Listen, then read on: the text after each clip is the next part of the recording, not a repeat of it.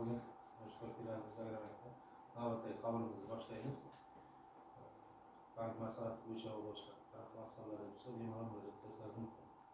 Merhaba. Gel. Gel.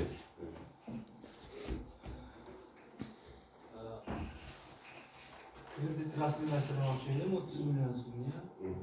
Qaysi qanaqa yo'nalishingiz Chorva yo'nalishi bo'yicha. Hozir o'zini o'zi band qilish bo'yicha aniq oshirib, chorva yo'nalishi bo'yicha rasmiylashtirmoqchi edim. Hujjatlarimizni topshirasiz, ism-familiyangizni ayting. Toshpo'lat Fazliddin, ha. 30 million so'm. Chorvachilikka. Qaysi hudud?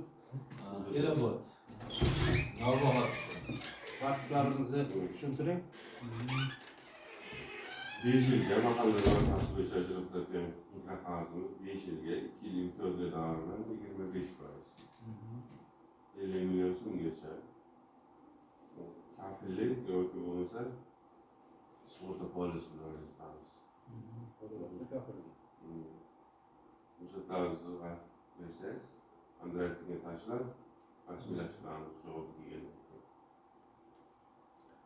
Hozir anaga tashladim hozir underwriting. 30 millionlikda Hozir kafil chorvachilikni rivojlantirmoqchimisiz? Ha. Qarang, hozir shunga hozir 30 million anaqa qildikda, kafil anaqasi yetadi. 50 million so'mga shuni anaqa bo'lmaydimi hozir? Endi u kafilligingizni daromadga qarab hisobda qilinadi. Ularning qabul qilinadi. Yana kutishimizga to'g'ri keladi agar hozir o'tib keldilar. Qo'shimcha kafil bersangiz, summasi ko'payadi. Bo'lmasa hozircha hisobda qilingan bo'lsa, shu 30 million doirasida bo'ladi. Anaqadan o'tib keldida hozir. Ana, o'tib keldi hozir. Yana buni o'zgartirib bo'lmaydi, kafil anaqasi to'g'ri kelsa. Men yana yana underwritingga tashlash, yana asos bo'lishimiz kerak. uzoq vaqt. O'sha masala Keyin o'qib.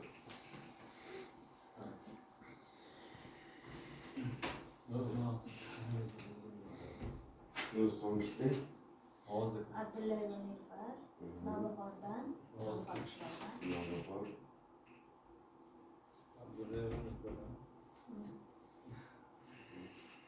Qancha qancha 15 million so'm. Chorva. 15 million so'm. Bizga birinchi ko'mak bo'yicha olasizmi yo mahalla loyihasi? Mahalla loyihasini 5 yil, 25%, imtiyozli davr 2 yil. Mahalla loyihasi bo'yicha kafillik bo'ladi mahalla loyihasi. Biznesga birinchi qadam bo'layotgan bo'lsa 17 milliongacha sug'urta polisi bilan beradi. 6 oy imtiyozli davr 4 yil muddatda. Qaysini olasiz? Agar olmoqsangiz, 15 mahalla loyihasi bo'yicha olmoqchi bo'lsangiz, kafillik berishingiz kerak.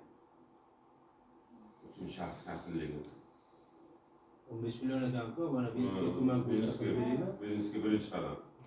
Biznesga ko'mak. Bu biznesga ko'makka hujjatlarni rasmiylashtirib berasiz. 17 milliongacha sug'urtadan beradi.